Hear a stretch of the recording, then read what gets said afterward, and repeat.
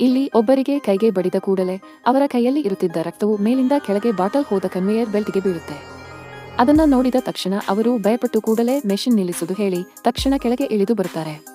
ಬಂದು ಎಲ್ಲಿ ಬಿದ್ದಿದೆ ಅಂತ ಹುಡುಕುತ್ತಾ ಹೋಗಿ ಅದು ಇರುವ ಜಾಗವನ್ನು ಕಂಡುಹಿಡಿಯುತ್ತಾರೆ. ಆಗಲೇ ಕೈಯಲ್ಲಿ ಇರುತ್ತಿದ್ದ ತುಪ್ಪಳನ್ನು ತೆಗೆದು ಆ ರಕ್ತವನ್ನು ತೊಳೆಯುತ್ತಾರೆ. ನಂತರ ಕೈಯಲ್ಲಿ ಇರುವ ಗಾಯಕ್ಕೂ ತುಪ್ಪ ಹಾಕಿ ಅಂಟಿಸಿ ಮೆಷಿನ್ ಪುನಃ ಆನ್ ಮಾಡಬೇಕು ಅಂತ ಹೇಳಿ ಹೋಗಿಬಿಡುತ್ತಾರೆ. ಕೆಳಗೆ ಇಳಿಯುತ್ತಿರುವಾಗ ಒಂದು ರಕ್ತದ ಹನಿಯು ಪಕ್ಕದಲ್ಲಿರುವ ಬಾಟಲಿಗೆ ತಗುಲುತ್ತದೆ. ಆದರೆ ಅವರು ಅದನ್ನು ಗಮನಿಸದೆ ಹೋದಿದ್ದಾರೆ. ಅದೇ ಬಾಟಲ್ ಸ್ವಯಂಚಾಲಿತವಾಗಿ ಸೋಡಾ ತುಂಬಿ ನೇರವಾಗಿ ಪ್ಯಾಕಿಂಗ್ಗೆ ಹೋಗುತ್ತದೆ. ಅದನ್ನು ಅಲ್ಲಿ ಕೆಲಸ ಮಾಡುತ್ತಿದ್ದವರು ಅಮೆರಿಕದ ಒಂದು ಪ್ರದೇಶಕ್ಕೆ ಮಾರಾಟಕ್ಕೆ ಕಳುಹಿಸುತ್ತಾರೆ. ಅಲ್ಲಿ ಆ ಬಾಟಲ್ ತೆಗೆದುಕೊಂಡಿದ್ದ ಒಬ್ಬ ವೃದ್ಧರು ಒಳಗೆ ರಕ್ತ ಮಿಶ್ರಣವಾಗಿರುವುದು ತಿಳಿಯದೆ ಕುಡಿದಿದ್ದಾರೆ. ಅದೇ ಕ್ಷಣದಲ್ಲಿ ಅವರಿಗೊಂದು ಎದೆನೋವು ಬಂದು ಅವರು ಕೆಳಗೆ ಬಿದ್ದು ಹೋಗುತ್ತಾರೆ. ಈ ಸುದ್ದಿ ನೇರವಾಗಿ ಹೈಯರ್ ಆಫೀಸ್ಗೆ ಹೋಗುತ್ತದೆ. ಅಷ್ಟರಲ್ಲಿ ಬಾಟಲಿನಲ್ಲಿ ಕೇವಲ ರಕ್ತವಲ್ಲ, ಕಾಮಾ ರೇಡಿಯೇಷನ್ ಕೂಡ ಮಿಶ್ರಣವಾಗಿದೆ ಎಂಬುದು ಗೊತ್ತಾಗುತ್ತದೆ.